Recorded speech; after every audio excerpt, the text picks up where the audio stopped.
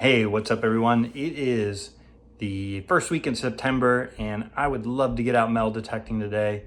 I had plans to go and hit a stream, but it is just too cold. I woke up, it was below 50 and it's getting warm. I mean, it's getting up to like 70 today, but there's a breeze and just to be in the water would be a little bit insane today. So I decided not to do that. We just don't have any permissions at the moment because all the farms and stuff that we're interested in hitting, they're all planted still. So it's an awkward time of year.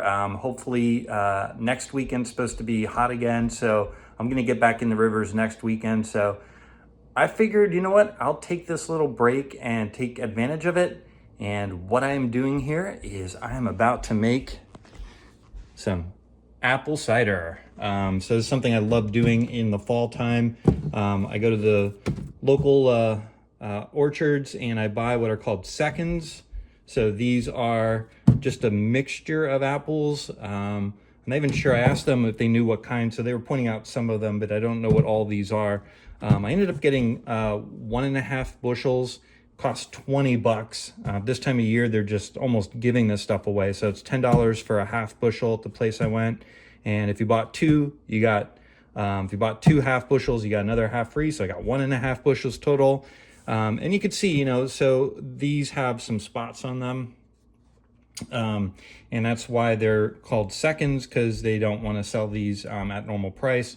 So they either have spots, some of them are smaller than their normal apple size, but you know, as they go through, they basically go through the trees and pick them out once. So if they're small, they're going to pick the small ones. They don't come back a second time. You know, so we got some spots on some of these. I do have another box over here. And you can see, like this one here, that one's in really rough shape. So my process here, you know, we got some nice big ones here. I think that's a Honey Crisp there. So my process here is start by washing everything down. So I get everything good and cleaned up. So I'll start over in the sink. We'll fill this up and I submerge them all just to get any debris that's off of them, leaves and stuff. You know, hopefully there's no bugs. Sometimes there's spider webs and stuff. So I'll clean them up, but I'm also going to do it in hot water. That will release the juices a little bit better when they're hot. So we'll get it going under some hot water, get them rinsed off, just getting loose debris off of them. Then I basically lay them out. I put my hand right over the camera. Basically lay them out on some towels here on my counter. I start chopping them up. And then once we get them chopped up, then they go into this chopper here. What this does is, this is actually a crusher, I should say. What this crusher does is basically crush up the apples. You can't take an apple straight from, like, even if you just cut it with a knife, you can't juice it. So you have to crush them first. So that'll be my first step. And then once I get all of the apples crushed, basically what I do here is I figured out, you know, I've been doing this for, I don't know, like maybe 7-8 years. And what I figured out is if you do it all in one stage, get everything crushed. What I used to do is I'd crush a couple and I'd juice and crush and juice, and it was too much. So I ended up just getting a big bin, and I have this, you know, this all ratcheted strapped down to keep this in place. And this just lets me do one process at a time. So I'll get all this crushed. I do use, I have over here, this here is pectin enzyme. So I'll put, like, you know, here it says to add a ½ teaspoon per gallon of juice. So what I kind of do is, just as I'm doing this, I don't really measure that exactly, but as I'm crushing, I'll slowly add like a sprinkle on the apples, on the crushed apples. That does 2 things. One, it helps release more of the juice. But the bigger thing is, if you get this pectin enzyme into the juice mix while it's being pressed or before it's being pressed, if you get that in there, when you ultimately then get it fermenting, it will reduce the cloudiness. So that's the big reason that I use that, is to reduce any of the cloudiness that ends up in there. So it's just a cleaner product. Doesn't really affect the flavor, and it certainly doesn't affect the process any. But I think it's nicer just to have a nice, clean, clear juice when you're done. So And one other thing here, you could see this large piece of ginger I've got here. I'm gonna make this ginger apple cider. So that's kind of new for me. I've never done ginger in there before. I've had ginger apple cider. I love it. I absolutely love the taste of ginger. I don't know exactly how much to put in, and I don't mind if it gets a little spicy. So I think I'm gonna add this whole root that you saw there. So I'll add that in. I'll cut it up and put it in chunks when I go to ferment it later today. So it'll probably take me a couple hours. It takes a while to get through everything cleaned up, chopped up, and then pressing. The pressing takes a while. So I'll walk you through the steps. I've done this before, but I thought I'd bring you along with me. All right.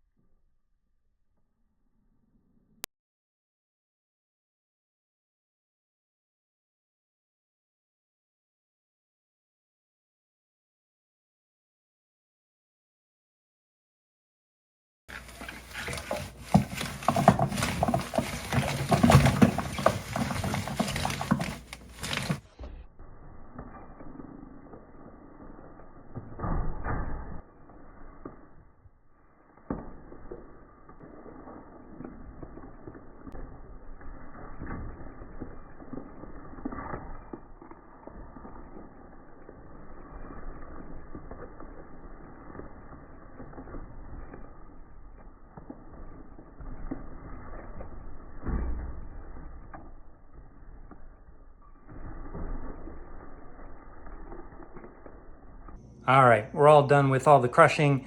I've let the apples rest a little bit. It gets a little bit more juice out of it. Makes it a little bit easier to press.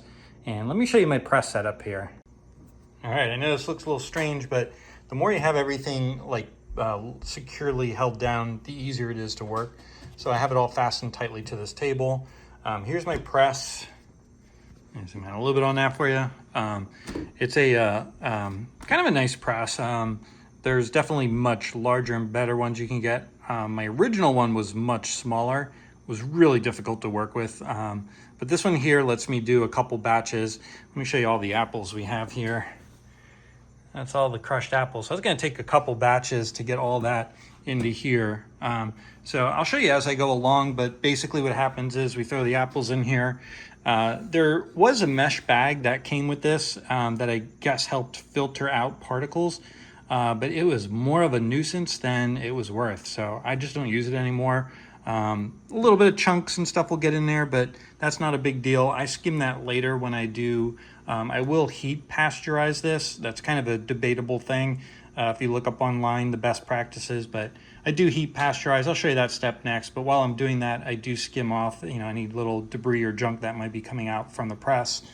And yeah, so what we do is we throw the apples in here. Like I said, it's going to take a couple batches. I don't know if it'll be like 4 or 5 batches. And then once you put the apples in there, there's all these blocks here that go down on top of it. And then these blocks here kind of stack up. I have a whole bunch of these here, you could see. They all kind of stack up. And then there's like a ratchet system that pushes down. Now, the pain is, after a while, you push down so far, you're pressing and pressing. You have to kind of loosen it up, open up, unscrew it, and put more blocks in. So it's this constant like adding more blocks, screwing down, tightening down, and then loosening up, and then adding more blocks. That's the pain of this. It's not the ideal way to do it. There certainly are better presses out there, but this one does work really good for me. And for the size batches I'm doing, this is just about right. So let me get the first batch set up, and I'll show you once it's set up. All right, so I have all the apples piled up to about here.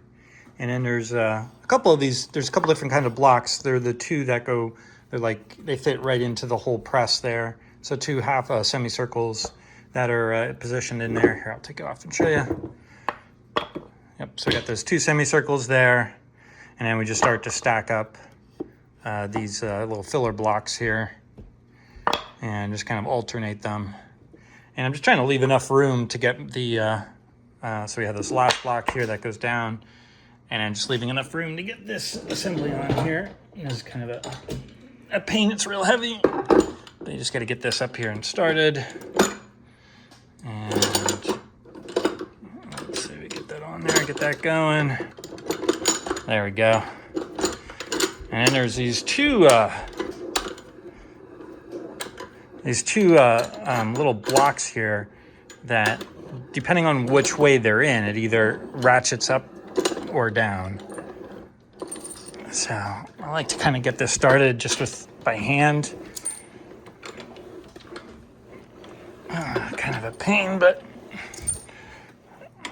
and as well, I was saying about like having to crank this down, and then once this goes down so far, this here can't go past this. So you have to unscrew it and put more blocks in. An enormous pain, but...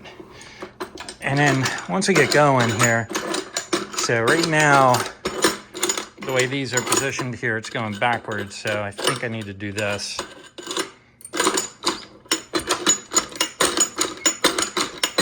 There we go. Yep. So we got it going the right way. And then lastly, I have this big threaded steel bar that I put in here. And then we use this to crank. Once we get this going, forget which end here. Set it going that way. And then you just start cranking like that. Now, it's really loose now, so I can kind of swivel around it. All right, I got it tightened up just by hand. At the moment, I'm not using the ratchet. And we can see we start to get a bunch of the juice coming out already there.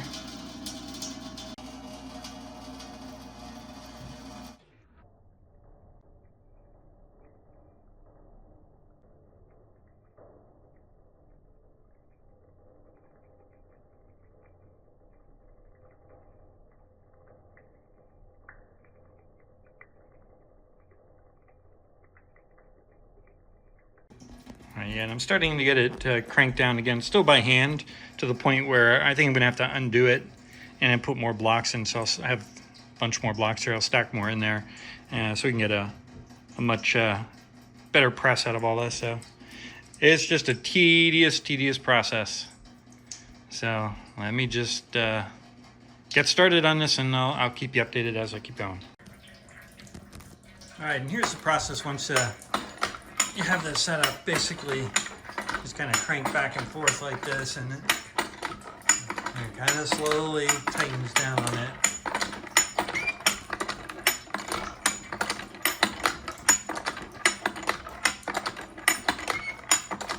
And that's the process. And as I tighten down, more and more cider is going to come out. So.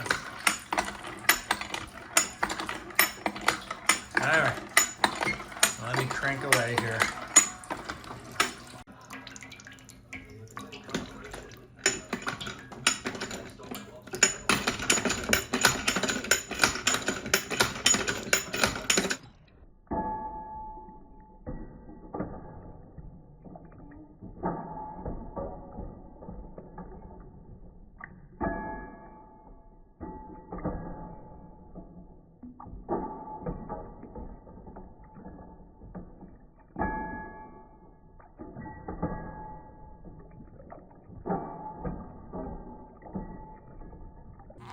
The first batch is pushed through.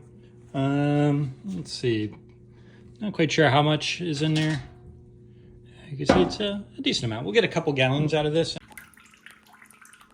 We are coming up on the home stretch here. I have close to 3 gallons. This is a 5-gallon pot here. Close to 3 gallons, definitely over halfway, so definitely over 2.5 gallons. It took 3 batches. I never really paced this before because sometimes I would just get a whole bunch of bushels and never really followed what was going on. But this press here does like a half bushel. So what I had 3 half bushels. This press did like a half bushel per run there. So I only needed 3 to do the 1.5 bushels. And the last couple bits of juice are dripping out of there. I'm almost at the point where like this here is going to start hitting there. I could push the blocks up and do more. I don't know if it's really worth it. Now I am going to add a little bit of water to this just to stretch it out. But I'll add some brown sugar in there. That brown sugar is going to get eaten up by the yeast. So I'm only going to add brown sugar because I'm adding some water in there.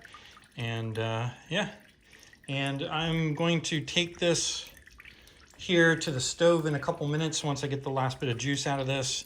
And we're going to pasteurize it, and I'll talk about that in a minute. And I think that's when I'm going to add the ginger. Get that ginger starting to simmer in there. So, yep, last couple drops popping out of there. We'll let that sit for a couple minutes. We are on the last step as I turn the stove on. Almost the last step here. There's a bit more involved, but right now I am going to heat pasteurize this. Yeah, so there's some debate about whether you should heat pasteurize or not. I prefer to. All it's doing is getting out, it's cooking off any bacteria or yeast. You could have natural yeast in here that will take over and start to ferment it in maybe with some flavors that you don't want. So the bacteria, the yeast, the natural yeast could impart flavors that you don't want. So I prefer to heat pasteurize. Now, one of the downsides is if you let it get past 165, I believe it is, it will make it cloudy. So your end result will be cloudy. So what I'm going to do is use a thermometer that has like a sensor on it, and it will alert me when it's getting close to 165. I'll have to keep stirring it. Yeah, the other thing is you can see here there's like some gunk on the top there. It's just some apple particles and stuff. So I'll skim that off constantly as I go along here. Now I do have a carboy, a 5-gallon carboy, just a big glass container. I have that sanitizing at the moment, and I have a no rinse sanitizer that I use. And the big question now is how much of the ginger should I use? I cut up quite a bit here. I don't want to go too crazy. I do want it to have a strong ginger flavor, but not to be overly offensive. I'm thinking like 2 of these large pieces here. Yeah, I'm gonna go with 2 pieces. This is just a complete guess. I was looking around for recipes and I couldn't really find an exact approach on this. So yeah, I'm just gonna go 2 pieces of ginger. Maybe it won't be strong enough, maybe it'll be too strong. I don't think it'll be too strong for me. I love ginger flavor, but hopefully it won't be too weak. Yep, so we're gonna give this a boil. This will probably take, I don't know, like 25 minutes, a half hour or so. I'll get it up to 160 and then back the flame off to keep it like at or just below 160 for a little while. That should kill anything in there. But then you gotta let it cool down. So that takes even longer. So I'll get a little bit of an ice bath going in my sink. Well, we'll let this pasteurize for a little bit here. I'll keep a close eye on it, and we'll get ready for the next steps when it's time. All right, here's the final product. I did add a little bit of water and brown sugar to it at the end just to bring the volume up a little bit. And the brown sugar gives it a little extra flavor. I've done that before. I actually kind of like the flavor of that in there. The part I didn't record here was I started the, after I pasteurized it, I let it cool off. That took quite a while. Towards the end of the cooling process, I put the yeast that I have. I use a champagne yeast actually. I put that in a cup of hot water with just a little bit of sugar to get that started. That yeast kicked in really quickly. And then I basically used a funnel to pour everything in the carboy here. I included the ginger in there. I ended up putting all the ginger in. Not sure it's imparting a ton, so I want to get as much ginger flavor in there as possible. You can see it's still swirling around a little bit because I shook it up a little bit towards the end here, just to make sure that the yeast gets mixed in. My hunch is that in a couple hours, this thing's going to be bubbling away. I have this airlock at the top here. So I think in a couple hours, that thing's going to be churning away. If not in a couple hours, at least by tomorrow. So we'll keep an eye on it, and I will, if we see the bubbling starting to happen there, I'll take a quick video of that as well. But yeah, basically now we're just going to let this thing set for probably a week or two. I'll let it go until I see the fermentation stopping up here. The bubbling will stop, and then I'll move it to a secondary, which is really just a means of, like, there's going to be a ton of gunk at the bottom here. There's going to be a lot of yeast build up and just sediment. So I'll siphon it off into a secondary, and that just leaves some of the junk behind, so it doesn't give as much of a yeast cake kind of flavor at the end. And then we'll put in the secondary for at least a week or two, maybe a little bit longer. I've left them in the secondary for over a year already. The longer you let it set, the better it gets, kind of. But that secondary gives it a chance to kind of mellow and get rid of some of the sediment. And then after that, you bottle. So I think we got a really good batch here. I'm excited to try this. I've never done it with ginger before, but we'll see. And I will be sure to get a little bit more video once I see the airlock taken off.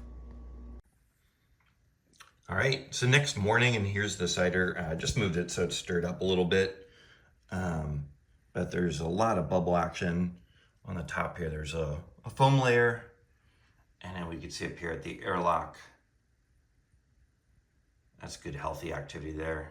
That's the release of all the carbon dioxide coming out. That's exactly what we'd want. So this took off quickly enough that there's probably no contamination going on. A good, healthy cider we got going here. I'm super excited to see how this one comes out, and we'll keep you updated.